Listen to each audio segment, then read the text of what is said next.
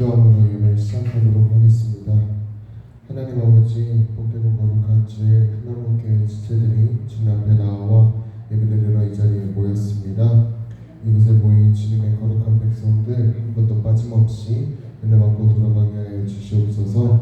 말씀 전하시는 목사님 성령으로 기름 부어 주셔서 주님의 말씀 잘 대언하게 하시고 말씀 받는 우리를 그 말씀으로 새롭게 하여 주시옵소서. 감사드리며 예수님의 이름으로 기도드립니다. 아멘.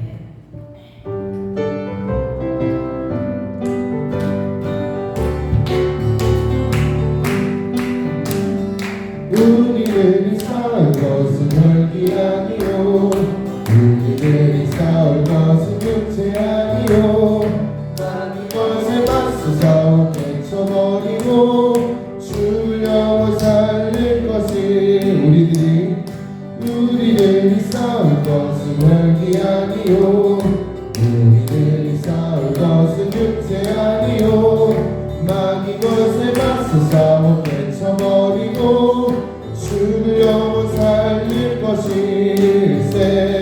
한 마음으로 힘써 나가세, 한 마음으로 힘써 싸우세. 악한 마귀 군사들과 힘써 싸워서 승전보를 누리기까지 우리들이 힘과 보세가 아니요, 우리들이 가진 검은 강철 아니요, 하나님께 받아 맞은 평화의 몸을 거룩하신 말씀이로다.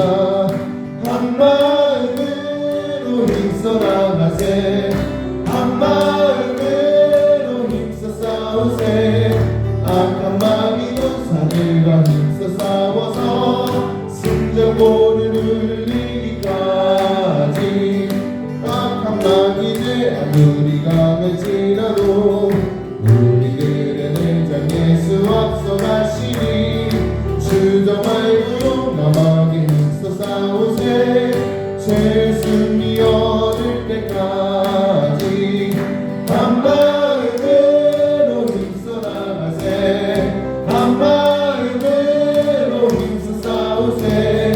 악한 마귀 군사들과 힘써 싸워서 승전보를 누리기까. 한 마음으로 힘써 나가세, 한 마음으로 힘써 싸우세. 악한 마귀 군사들과 힘써 싸워서 승전보를 누리기까지.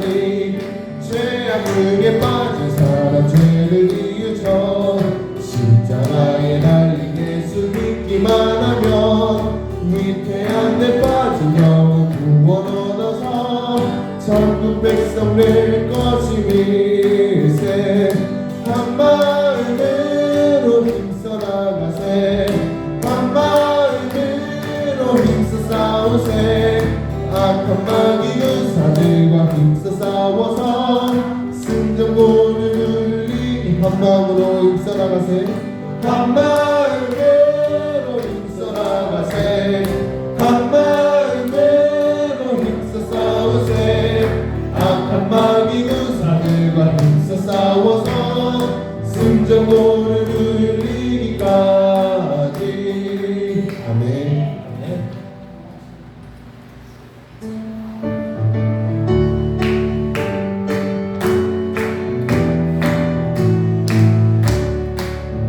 행군나 발소리에 주의 호령 났으니 십자가의 무기를 높이 들고 나가세. 서로 싸우고 의의 멸류관 받았으리라. 서로 싸우고 의의 멸류관 예루살렘 성에서 멸류관 받으리. 저 요단 강 건너 그 싸움 마치는 날 의의 멸류관 예루살렘 성에. 행군 나팔 소리에, 행군 나팔 소리에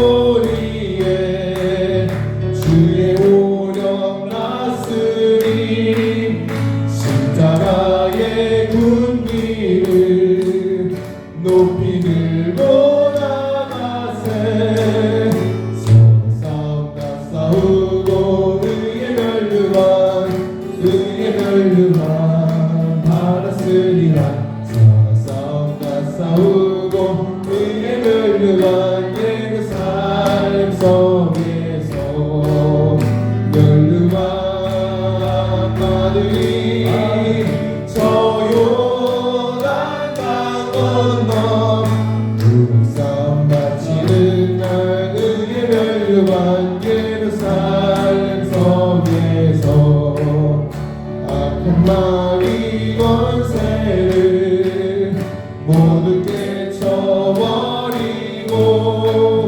승리하신 주님과 승전가를 부르세 선한 싸움 다 싸우고 그의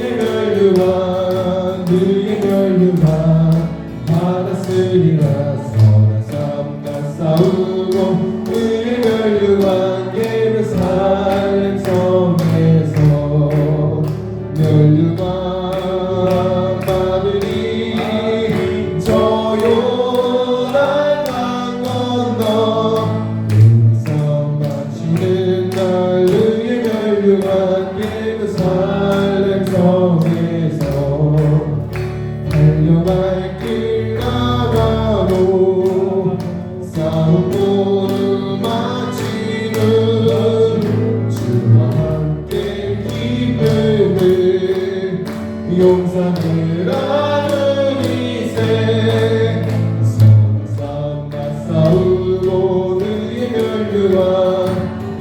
멸류관 받았으리라 선한 싸움 다 싸우고 그의 멸류관 예루살렘 성에서 멸류관 마들이 저 요단 강 건너 싸움 바치는 날 그의 멸류관 예루살렘 성에서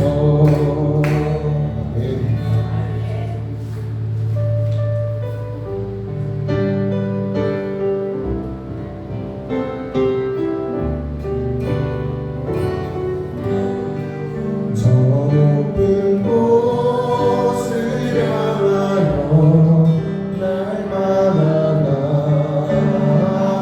나아갑니다. 내 뜻과 정성 모아서 날마다 기도 저 높은 곳을 향하여 저 높은 곳을 향하여 날마다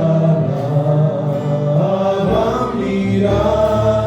내 뜻과 정성 모아서 날마다 기도합니다. 내 주연의 남은 뜻사 그곳에 있게 하소서.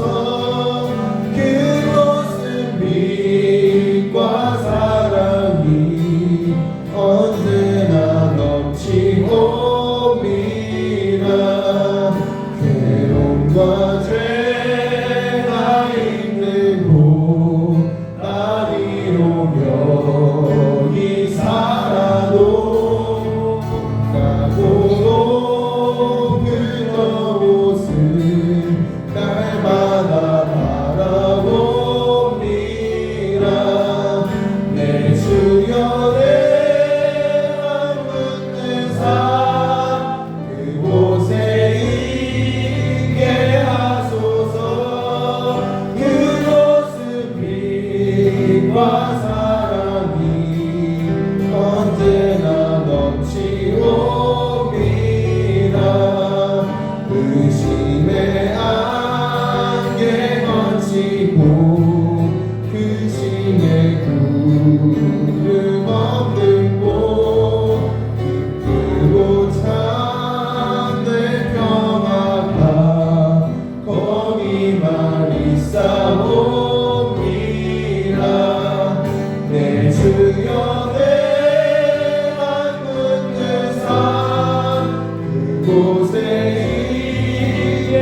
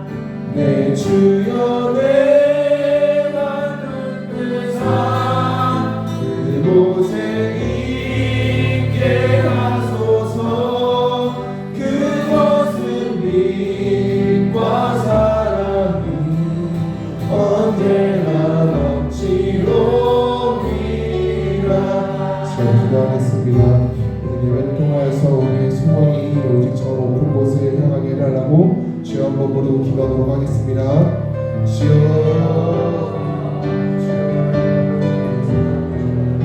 여러분들은 예수를 믿는 맛을 느끼고 살아갑니까? 네. 예수 믿는 맛이 너무나 달콤합니까? 네. 고맙습니다. 여러분, 예수 믿는 맛을 달콤하게 느끼려면 먼저 하나님이 누구신지를 알아야 돼요. 절대가 무엇인지, 절대적인 권위가 무엇인지, 또 절대적인 진리가 무엇인지, 내가 누구인지, 그 절대자 앞에서 나의 정체성이 무엇인지를 알아가는 자, 이런 자들이 정말 우리는 행복하게 살아갈 수 있는 겁니다. 그런 자들은 신앙이 점점 자라가게 되는데, 그 신앙의 열매를 보면 점점 더 하나님을 두려워할 줄 알게 된다는 거예요. 신앙이 좋다고 하는데도 하나님을 무서워하지 않기 때문에 망하는 겁니다. 신앙이 성숙해져 가면 갈수록 우리는 하나님이 무서워집니다. 그 하나님 앞에서 두렵고 떨림으로 구원을 이루어가게 되는 겁니다. 그 하나님의 그 무서움을, 그 두려우신 하나님을 안다는 것이 무엇입니까? 그것이 바로 하나님을 경외한다는 거예요. 인간의 본분은 무엇이라? 하나님을 경외하는 것이다. 아멘. 전도자가 마지막에 결론 내린 게 무엇이에요? 인간의 본분은 하나님을 경외하는 것이라는 거예요. 하나님을 두려워하지 않는 자들은 어떻게 살아갑니까? 항상 경거망동이에요. 왜요? 그들은 절대자가 누구신지를 모르기 때문에, 절대 권위와 절대 진리가 무엇인지, 그 절대자 앞에서 피조물로서 자기의 책임이 무엇인지를 모르기 때문에 항상 자기가 중심이 되어서 모든 가치 판단을 갖다가 상대적으로 상대적인 기준에 맞춰서 살아가기 때문에 결국에는 망하고 마는 거예요. 여러분, 오늘 제가 설교를 하려고 하는 내용이 바로 이런 문제입니다. 오늘 본문에 바울이 2차 전도 여행의 가운데 아테네에 도착해서 일어났던 일입니다. 아테네는 세계 문명을 주도하고 있는 양대 산맥 가운데 한 본거지로서 이스라엘을 근거로 한 헤브라이즘과 또 그리스 아테네를 근거로 한 헬레니즘, 이 두 사상이야말로 오늘날 세계의 사상의 두 양대 산맥입니다. 헬레니즘과 헤브라이즘. 이 헤브라이즘은 하나님 중심적인, 이스라엘을 근거로 한 하나님 중심의 신본주의 사상이고, 헬레니즘은 뭐예요? 아테네를 중심으로 한 인본주의 사상의 근거라는 겁니다. 그래서 지금 마지막 때 보면 이 인본주의와 신본주의의 싸움이 아주 극에 달아가고 있어요. 영적으로. 여러분, 그런데 그 아테네 사도 바울이 복음을 전하면서 그 철학자들과 논쟁하기 전에 그들을 지적하고 있는 한마디는 우리에게 아주 의미심장한 교훈을 주고 있습니다. 오늘 본문에 보면 21절 말씀에 보면 그들이 지식과 철학적으로 아무리 오묘한 것을 알고 있는 인생일지라도 절대적이고 영원한 진리를 갖고 있는 사람들 눈앞에서 볼 때는 모든 시간을 새 것과 재미를 쫓아가는 일에만 쓰는 그들은 어리석은 자들이라고 말하고 표현하고 있는 것입니다. 아무리 오묘한 철학적인 지식을 갖고 있다고 할지라도 그 절대자 영원한 진리 앞에 진리를 갖고 있는 우리 믿음의 사람들 앞에서 우리 눈으로 볼 때는 그들이 참으로 어리석은 자들이라고 바울은 표현하고 있는 거예요. 그것이 뭐예요? 항상 새 것과 뭐를 찾는 거예요? 새로운 것과 재미를 쫓아가는 그런 삶을 살아가는 거예요. 그렇다면 우리 중에는 이러한 세상 재미만 쫓아가는 어리석은 자들이 한 분도 없기를 주의 이름으로 축원합니다. 첫째로 사단은 끊임없이 옛사람의 상대적인 기준을 따라 살아가도록 우리를 미혹한다는 교훈입니다. 21절에 보면 절대 진리는 성경 말씀대로가 아니라 이 세상 재미를 추구하며 살도록 미혹하는 사단에게 미혹된 자들의 모습을 기록하고 있는 것입니다. 즉 아덴 사람과 외국인들이 모든 시간을 새 것과 새로운 지식을 알아가는 일에만 관심을 두는 삶. 즉 지적인 욕구를 채우는 재미만 쫓아가는 그것만 추구하는 그러면서 살았다는 것입니다. 그렇습니다. 여러분, 모든 인간은 절대적인 진리를 또 절대자를 알지 못하는 창조주를 알지 못하는 모든 인간들은 다 항상 새 것과 재미를 쫓아가는 그것이 삶의 원리고 그들의 삶의 목표라는 것입니다. 모든 인간이 똑같습니다. 여기서 새 것과 재미라는 표현은 다르지만은 변하지 않는 영원한 절대 권리와 진리를 무시하고 그 절대자 앞에서 피조물로서의 책임을 지지 않는다는 공통적인 문제점을 가지고 있습니다. 즉 그들은 변하지 않는 절대적인 목표와 가치를 추구하는 그런 삶을 살지 않는다는 뜻으로서 우리처럼 오직 예수라는 절대 진리를 향한 일관된 목표만을 추구하며 살지 않는다는 거예요. 저와 여러분들은 오직 예수. 아멘. 네. 그 예수 안에는 뭐가 있습니까? 그 안에는 모든 보화가 육체를 구하시는 예수 안에는 생명이 있고 할렐루야.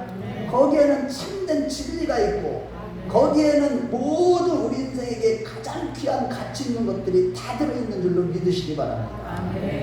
그런데 그들은 그렇게 살아가지 않는다는 거예요. 절대 권위와 진리가 없으니까 인간 스스로 모든 가치 판단을 모든 것이 주인이 되어서 재미난 일만 추구하면서 살아가는 것이죠. 세상 사람들 보세요. 세상 재미만 쫓아갑니다. 마지막 때로 가면 갈수록 유혹쾌락을 더욱더 쫓아가고 돈 버는 일을 좋아하는 사람은 항상 그 돈 버는 일에만 몰두해서 살아갑니다. 그 재미가 명예나 부일 수도 있고 누구에게는 지식일 수도 있고 자존심일 수도 있습니다. 돈을 좋아하는 사람들은요 거기에서 돈 버는 재미만 돈을 쌓아놓는 재미 또 학자들은 새로운 지식을 막 쌓아놓는 그 재미로만 살아간다는 거예요. 이것이 바로 점점 타락으로 치닫는 세상 사람들의 삶의 형태로서 결국에는 디모데후서 3장 1절에서 5절 말씀을 볼 때 말세에 고통하는 때가 이른다고 했어요. 사람들은 절대자를 모르기 때문에 그들에게는 진리가 없기 때문에 참된 진리, 영원한 진리, 변하지 않는 그 진리가 없기 때문에 말세에는 다 고통하는 그런 때를 맞이하게 된다는 것입니다. 절대 권위와 절대 진리의 부재로 인해서 디모데후서 3장 2절 말씀에 보면 세상은 절대 권위자에 대한 순종과 그분이 베푸시는 그 은혜에 대한 감사가 없으니까 다 자기가 주인이 되어 자기 마음대로 돈을 사랑하고 부모를 거역하고 자궁하고 교만하며 남을 해방하며 살아갑니다. 우리 디모데후서 3장 1절에서 5절을 한번 찾아보고 오늘 말씀을 나누겠어요. 디모데후서로 가보겠어요. 디모데후서 3장.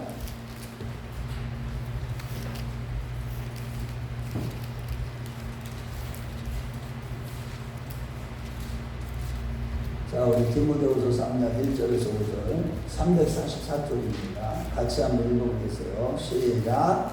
너희는 이것을 알라. 말세에 고통하는 데가 이르러 사람들이 자기를 사랑하며 돈을 사랑하며 자랑하며 교만하며 비방하며 부모를 거역하며 감사하지 아니하며 거룩하지 아니하며 무정하며 원통함을 풀지 아니하며 모함하며 절제하지 못하며 싸나우며 선한 것을 좋아하지 아니하며 배신하며 조급하며 자만하며 쾌락을 사랑하기를 하나님 사랑하는 것보다 더하며 경건의 모양을 쓰나 경건의 능력을 부인하며 이 같은 자들에게서 내가 돌아서 절대자가 누구인지를 모르니까 절대 권위를 알지 못하니까 절대 진리를 알지 못하니까 그들은 항상 이 말세지말인 오늘날 세상은 돈이 사람들이 원하는 것을 다 해줄 수 있기 때문에 돈이 유일한 보상이 되어 있고 대부분의 신자들까지도 교회를 다니면서도 하나님의 이름을 빙자해서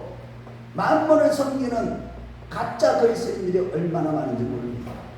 이뿐만 아니라 사람들이 무정하고 원통함을 풀지 아니하고 참소하고 절제하지 못하고 싸나고 배반하며 조급합니다. 절대 권위가 없으니까 자기 스스로 절제할 수도 없고 순종할 절대 권위자가 없으니까 그때그때 기분에 따라 살 수밖에 없기 때문에 조급하고 변덕스럽고 그저 쾌락을 쫓는 삶으로 일관하는 이것이 바로 마지막 때에 오늘날 세상의 타락한 모습인 것입니다.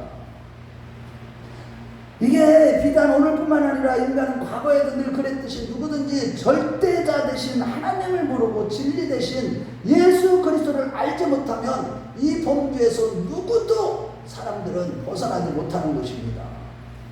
그래서 우리 아버지 하나님을 힘써 알아가는 자들이 되라고 호세아 선지자는 그렇게 우리에게 가르쳐주고 있고 베드로 사도는 우리 주 예수 그리스도를 알게 게으르지 말라고 그렇게 우리에게 권면하고 있는 것입니다. 구체적으로 예를 들자면 부모가 먹을 것을 먹지 않고 입을 것을 입지 않고 잘 먹이고 잘 입힌 자식들이지만 오늘날 보세요. 도무지 부모에게 순종하고 복종하는 자세를 찾아보기 힘든 그런 시대를 우리가 살아가고 있는데 다 절대 진리의 권위가 무너진 것에 따라서 부모가 부모를 거역하고 버르장머리 없이 살아가는 것입니다. 진리의 말씀과 권위가 그 안에 그 자녀들 안에 없으니까 말씀의 권위를 모르니까 절대자 되신 하나님을 알지 못하니까 그 하나님 앞에서의 굴복하는 삶을 살지 못하니까 어떻게 됩니까? 계속 부모들을 불순종하고 부모에게 거역하는 것입니다.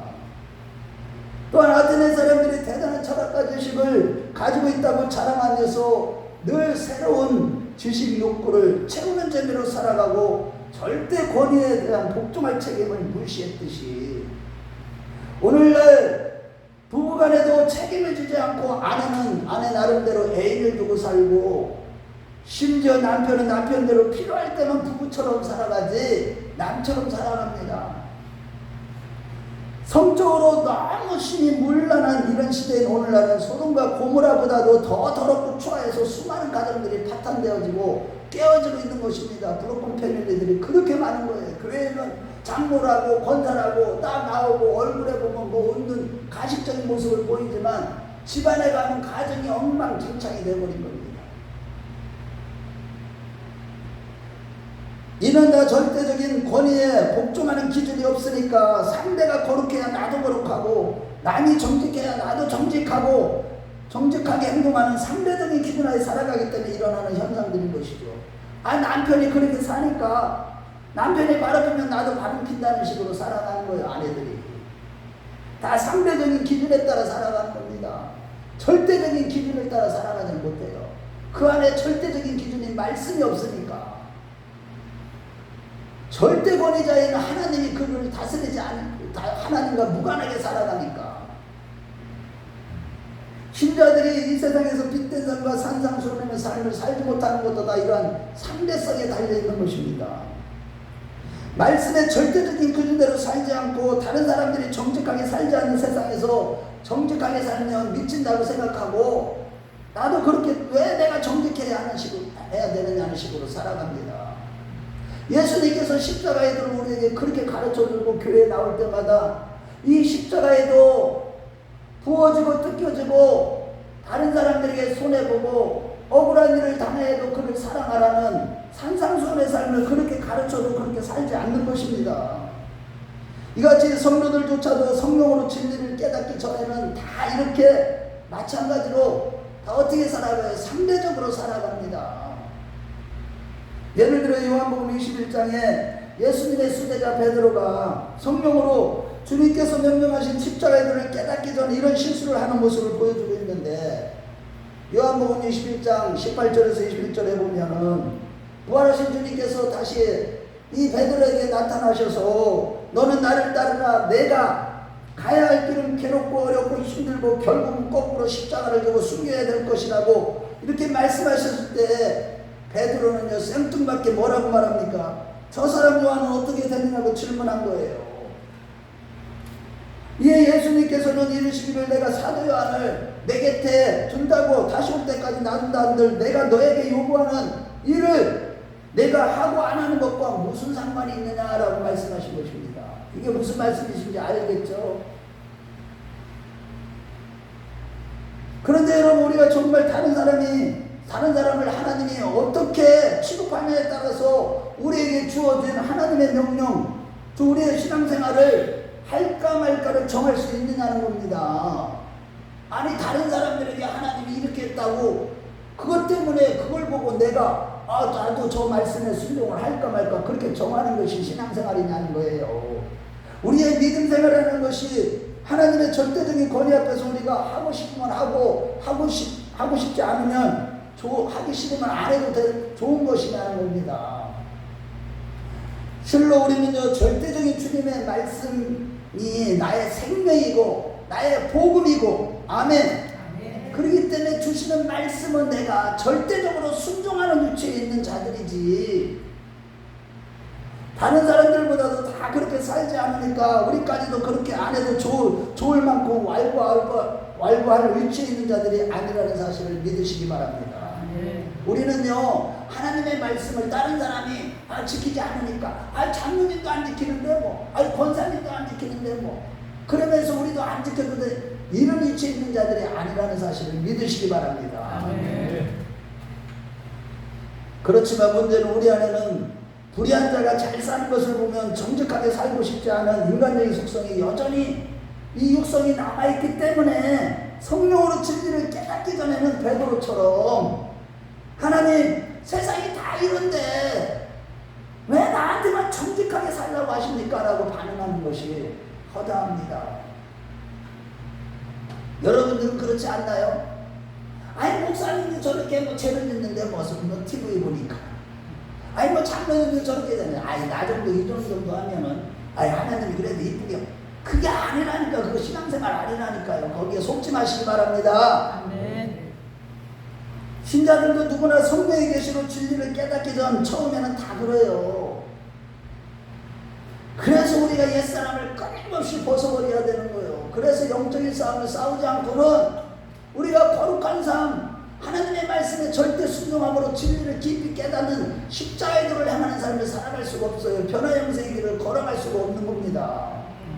이러한 맥락에서 시편 30편에 다윗도 악인이 형통한 모습을 보며 하나님의 공의가 어디 있냐고 했고, 하박국서 1장에도 보면, 하박국 선지자도 보면 저 이방 나라들이 잘 되고 막 부흥하는 반면에 하나님 나라 백성들은 다 망함이네, 이게 하나님의 공이 어디냐고 했고, 시편 73편에 아삽이 또 그거하고 마찬가지예요. 그랬듯이 성도들이 영적으로 미숙하여서 진리를 깨닫지 못하게 된다면, 영적으로 여전히 이 신령한 자로 자라가지 않고 육신에 속한 자로 살아간다면 교회를 다녀도 맨날 갈등만 하는 거예요. 나 혼자만 정직하고 거룩하고 양보하는 삶을 살기 싫은 겁니다. 그런데 영적인 사람을 사는 모습을 보니까요, 다 주는 거예요. 아낌없이 다 줘. 제가 이거를 지금 경험을 하고 있어요. 자기의 좋은 것을 다 주는 거예요.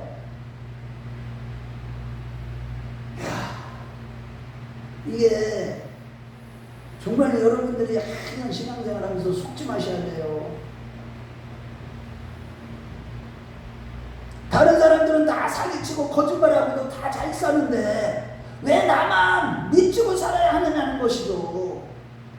내가 교회 다니는데 무슨 큰 죄를 졌느냐고, 왜 나만 손해보고 살아야 되고, 나는 내 거 챙기지도 못하고 이기적으로 살아간다는 거예요. 모든 사람들이. 그래서 손해보는 일이 생기면 당장 이 사람이 누구를 바보로 하냐 이런 식으로 반응하지, 손해보게 한 것 때문에 하나님 감사합니다 이렇게 나오는 신령한 자들을 찾아보기 힘들다는 겁니다. 이와 같이 성령으로 진리를 깨닫지 못한 여전히 육신에 속한 자들은요, 세상 사람들처럼 여전히 절대 권위 앞에서 책임을 다하며 순종하고, 그래서 참되고 바르고 경건하고 무엇이든지 오르며 정결하게 사는 것이 아니라 상대적으로 살다가 결국에는 멸망하고 마는 것입니다. 그러므로 사랑하는 성도 여러분, 우리가 정신을 똑바로 차리고 지금 내가 어떤 존재인지를 날마다 성찰하는 자들이 되시길 축원합니다. 제가 늘 강조하잖아요. 무엇을 어떻게 무엇을 했느냐가 중요한 게 아니에요. 성경은 항상 아담아 내가 어디 있느냐, 너의 삶의 자리가 어디 있느냐, 너가 누구냐는 거예요. 너가 영적인 자냐, 육신에 속한 자냐, 세상에 속한 자냐, 하나님께 속한 자냐, 마귀에게 속한 자냐, 성령님께 사로잡힌 자냐. 항상 우리 자신이요, 그래서 상대적인 것들, 상대적인 이러한 기준을 따라 살고자 하는 옛사람의 성품이 여전히 남아있기 때문에 옛사람을 벗어버리고 의와 진리의 거룩함으로 날마다 새사람을 입어가는 우리 모두가 되었으면 좋겠습니다. 여러분 정말 이거는요 끊임없이 노력을 해야 됩니다. 이 세상 재미를 쫓아가면요 우리는요 하나님 앞에서 버림을 당할 수가 있는 겁니다. 둘째로 상대적인 세상의 유혹을 다 물리치고 오직 주님만을 기쁘시게 하며 주님만을 위하여서 주님이 목적이 된 삶을 살라는 겁니다. 상대적인 기준을 따라 인본주의로 살아가는 이 아덴의 사람들과 반해서 신자들의 삶에 모범이 되고 있는 이 바울 사도는요 고린도전서 9장 16절에 보면 내가 복음을 전할지라도 자랑할 것이 없으면 내가 부득불할 일이니라. 만일 복음을 전하지 않으면 내가 화가 미칠 것이니라 라고 했습니다. 자기가 복음을 전했다고 해서 수많은 교회들이 세워졌다고 해서 자랑할 게 하나도 없다는 거예요. 이거는 내가 부득불 해야 될 일이고 만약에 이거를 전하지 않으면 내게 화가 미칠 것이다. 여기서 바울의 위대성을 우리가 발견해야 되는 겁니다. 그는요 하나님 앞에서 항상 하나님을 두려워한다는 그런 신앙의 모습을 보여주는 거예요. 이것이 바울의 위대한 거예요. 하나님을 점점 무서워하는 겁니다. 내가 복음을 전하는 후에 도리어 버림이 될까 심히 떨어노라 두려워했다고 했어요. 그는 아무리 심각한 고통이 다가온다 할지라도 두려우신 하나님의 절대 권위에 순종해서 책임을 다하여 사명 감당함에 있어서 어떤 상황이나 이해에서든지 변명하지 아니하고 오직 주님을 위하여서 주님이 주신 사명 감당을 위해서 죽도록 충성한 종이 바로 사도 바울입니다. 그렇다면 우리는 과연 하나님의 명령이 떨어졌을 때 이 작은 재단에서 성령이 말하게 하심을 따라 전하는 성령의 음성을 여러분들이 들었을 때 기도하라, 깨어있어라, 잠자지 말아라, 항상 깨어서 헐벗고 다니지 말고 부끄러운 모습을 보이지 말아라, 주 예수 그리스도를 옷 입고 날마다 전과의 십자가에 못 박아라, 오직 주님과 더욱더 친밀해지기 위해서 몸부림쳐야 된다, 내려놓아야 된다, 그런 수많은 말씀들을 들었을 때 여러분들은 그 말씀에 하나님을 무서워하는 가운데 순종하고 있냐는 것입니다. 여러분들 순종하고 있나요? 데살로니가 교회는요 3주 만에, 자 저를 보세요, 3주 만에 바울 사도가 3주 동안 하나님의 말씀을 전해서 세워준 교회인데 거기에는요 믿음의 역사가 있고 사랑의 수고가 있고 소망에 대한 인내가 있어서 모든 마케도냐 지방에 칭찬을 자랑할 정도였어요 바울 사도가. 그랬는데 데살로니가 전서 2장 13절에 보면 너희가 우리에게 받은 바 하나님의 말씀을 받을 때 사람의 말로 받지 아니하고 하나님의 말씀으로 받으니 진실로 그러하도다. 그 말씀이 또한 너희 믿는 자 속에서 역사하느니라. 할렐루야. 네. 여러분이 작은 종이 전한다고 할지라도 저보다 더 작은 종이 강대상에서 성령의 말에 가심을 따라 어린아이가 전한다고 할지라도 그것을 하나님의 말씀으로 받아서 그때 순종하는 자, 그런 자들에게 하나님이 역사하고 구원이 이루어지고 생명이 이루어지고 그 삶 가운데 날마다 하나님의 인재를 경험하고요, 이 땅에서부터 하나님 나라를 경험하게 되는 줄로 믿으시기 바랍니다. 혹시라도 다른 사람이 그렇게 살지 않는데 왜 나는 그렇게 살아야 하느냐고 우리는 반응하는 모습들이 없냐는 것입니다.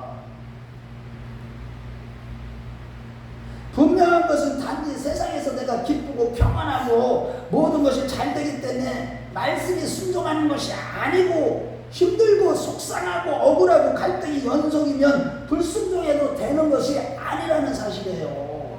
우리가 그 길을 걸어가는 거예요. 불순종해도 되는 자들이 아니에요. 우리는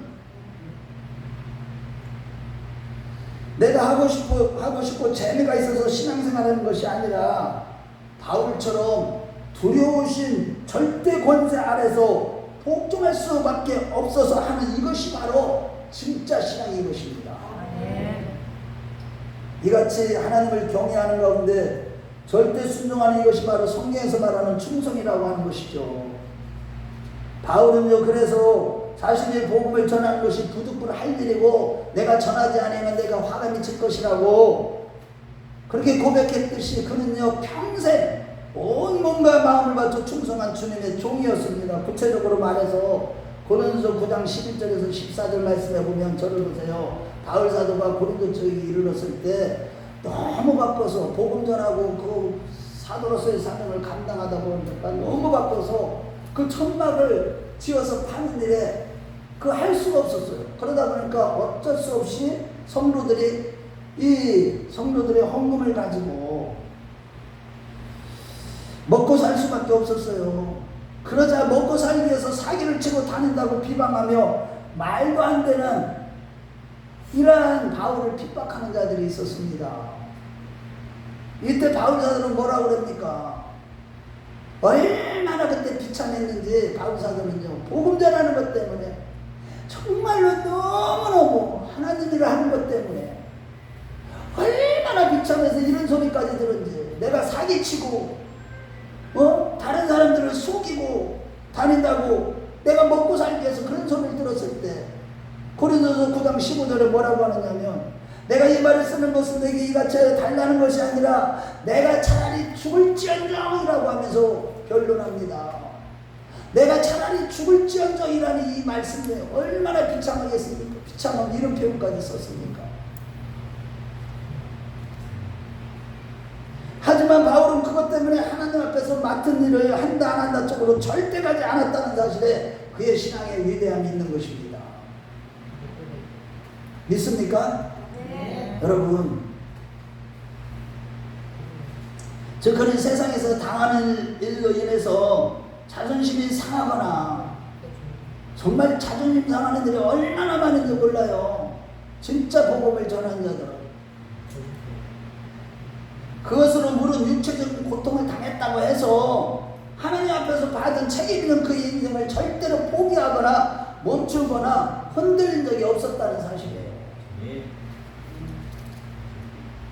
다른 사람이 막 그냥 교회 뭐 어지럽게 하고 힘들게 하고 그러면서 막 욕하고 잘난 척하면서 나가니까 나까지도 그런 거에 대해서 흔들리고 요동을 치고, 이거는 믿음이 아니라는 거예요. 이는 그가요 자기를 괴롭히거나 자기의 자존심을 긁는 것과 하나님의 명령에 순종하는 것, 여기에는 비교할 수 없는 차이가 있음을 그는 너무나 잘 알고 있었기 때문입니다. 그래서 그는 조금도 흔들리지 않았어요. 자기 자신이 너무나 비참해지고 자존심이 다 바닥에 떨어지고, 심지어는 고린도서 4장에 보면 자기를요 아주 그냥 죽이기로 작정한 것처럼 그런 죽음을 경험하고 그 신박한 의미에서도요 그는 하나님께서 자기에게 맡긴 사명을 감당하고 충성하는 일에 조금도 흔들리지 않았다는 사실이에요.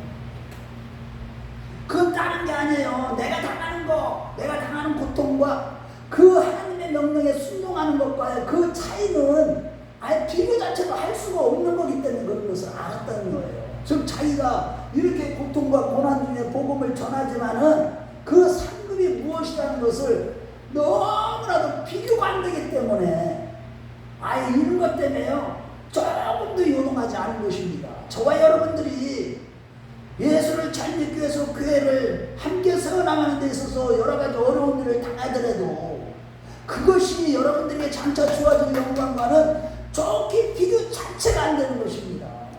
장차 여러분들은요 별을 다스릴 자예요. 할렐루야. 아멘. 하나님이 왜 대우주와 소우주를 만들었습니까? 소우주만 해도 별의 개수가 10에 27승계면요 이 셀 수가 없어요. 왜 그런 많은 별들을 하나님이 지어놓으셨을까? 심심해서 지어놓으셨습니까? 다 뜻이 있는 겁니다. 우리가 장차 누릴 영광, 천년의 왕국에서 누리는 왕같은 그런 영광 이후에 영원한 세계에 들어가서 우리가 누릴 영광은요 이 땅에서 어떤 고난과 어떤 자존심, 내가 생명이 끊어지는 안에서도 그거는 놓치면 안 되는 줄로 믿으시면 아멘 하시기 바랍니다. 아멘. 저는요 무엇보다도 하나님의 명령에 두려움을 알고 또한 그렇게 충성했을 때 이런 엄청난 상급이 준다는 것을 그는 성령께서 다 알려주셨고 이미 셋째 하늘까지도 경험을 보고 왔기 때문에 그렇습니다. 그래서 나중에 복음을 전하다가 로마 감옥에 갇혔을 때 빌립보서 1장 12절에 18절 말씀에 보면 그때 당시에 이 사도 바울을 추종하는 세력도 있지만 반대하는 세력들이 시기하고 질투하고 미워하는 자들은요 하나님이 바울에게 복음을 맡긴 것이나 왜 저렇게 잡히게 하시겠는가, 그는 참사도가 아니니까 하나님이 가진 것이 아니냐라고 하면서 그들은 자기들이 전하는 복음이 진짜라고 하면서 복음을 전한 겁니다. 예수를 전한 거예요. 그러니까 이번에는 바울을 따르던 제자들이요 바울이 전했던 복음이 얼마나 진실되고 진짜였던가를 행동으로 보여주는 일에 더 열심히 되게 된 겁니다. 그러자 바울 사도는요 그 모든 소식을 듣고 아무려면 어떠하냐? 그리스도가 전파되는 일에 내가 오해를 받았던 괄세를 받았던 그것이 무슨 소용이냐고 한 것입니다. 할렐루야. 아멘. 여러분 참 내가 괄세를 받든 오해를 받든 오직 주의 뜻이 이루어지고 주님의 영광이 나타나면 기쁘고 감사한 마음을 가진 거예요. 내가 이렇게 힘들고 어려워도 나를 향한 아버지 뜻이 이루어지고 우리 교회에 이렇게 힘들고 어려워도 아버지 뜻이 이루어지는 것을 인해서 기뻐하고 감사하는 저와 여러분들 다 되시길 주의 이름으로 축원합니다. 이같이 그가 어떤 일을 만나든지 오직 주님의 권위를 인정하고 책임을 다하는 이것이 바로 참된 신앙인 것입니다. 뭐 다른 것 때문에 어떤 이유 때문에 핑계가 있을 수가 없는 거예요. 원망할 수가 없는 겁니다. 그러므로 여러분 먼저 우리 각자에게 주어진 맡은 책임이 얼마나 막중한 책임임을 잊지 말고 날마다 그것을 기억하고 이 책임은요 무엇보다도 내가 동의해서 또 내가 결정하고 내가 선택한 것이 아니라 절대 주권자 되신 아버지께서 하나님께서 요구하셔서 주어진 책임이기 때문에 우리가 그 책임을 다하는 길을 걸어갈 때 때로는요 재미도 없어요. 때로는 고통스럽고 속상할 수도 있습니다. 그러나 하나님은요 모든 것을 어찌하든지 하나님이 다 갚아주신 하나님입니다. 야, 정말로요 제가요 얼마나 울었는지 몰라요. 아무도 몰라요. 정말로 저는요 하나님 앞에 표현 안 되려고 자식들이나 우리 성도들한테 이 내 마음에 있는 것을 거의 말하지 않았어요. 힘든 거는 얘기를 했는데 진짜 너무너무 괴로웠는데요 하나님이 때가 되니까 할렐루야 카이로스가 되니까요 다 갚아주셔요. 와 하나님이요 너무나 멋지신 하나님. 우리 하나님께 영광의 박수 올리겠습니다. 얼마나 감사한지 모릅니다.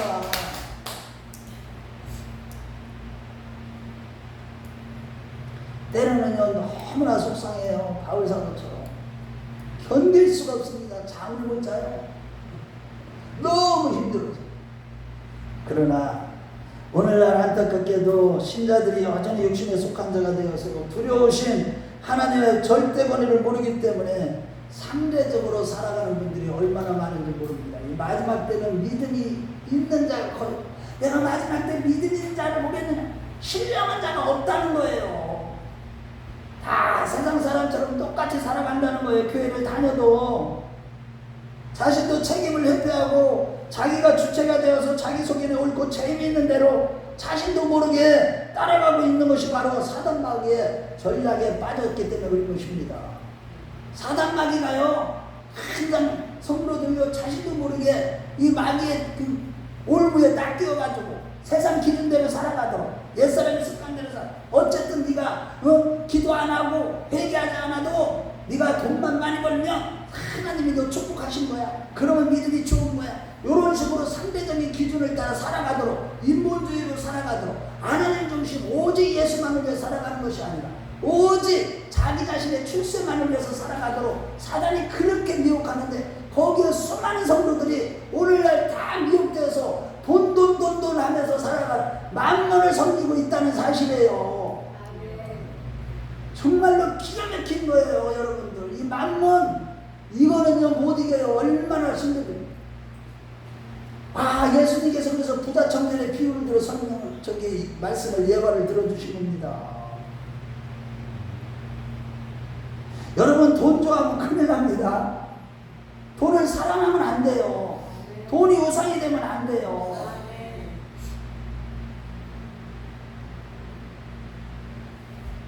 사단은요 늘 하나님의 절대 권위 앞에서 책임감을 갖지 못하도록 역사하는 것이죠. 가만히 들어 아테네 사람들이 자기가 주체가 되어서 자기 마음대로 재미만을 추구하며 성도로서 마땅히 져야 될 거룩하고 정직한 삶의 책임을 회피하도록 만든 것입니다. 특히 요즘은요 요즘 세상은 인터넷과 TV 광고나 드라마를 보면요 날이 갈수록 하나님을 두려워하지 않고 음행과 엄과 더러운 것과 죄를 짓도록 더 담대해지고 사람들을 홀리고 있는 것은 다 배후의 사단의 역사인 것입니다. 여러분들 얼마나 홀리고 있는지 모르세요. 여러분들 눈을 조심하세요. 귀도 조심하시고 말하는 것도 조심하시고 지금은요 정신을 똑바로 차려야 될 때입니다. 미디어 매체를 통해 사단마귀는요 사람들로 하여금 가정의 책임을 벗어 던져버리는 그것이 재미있고 멋있는 것이라고 인식하도록 미혹하여서 다 세상을 그렇게 끌고 가는 것이죠. 사람들은 그것을 그래서 자연스럽게 여기면서 그렇게 사는 것이 자연스럽고 오히려 인본주의로 살아가는 것이 더 올바른 것이라고 속아서 절대권위와 책임감이 부재한 세상 속에서 자녀들이 다 타락하고 가정이 파탄되고 심지어 영원한 생명까지도 모든 것을 다 잃고 지옥불에 떨어지고 있는 것입니다.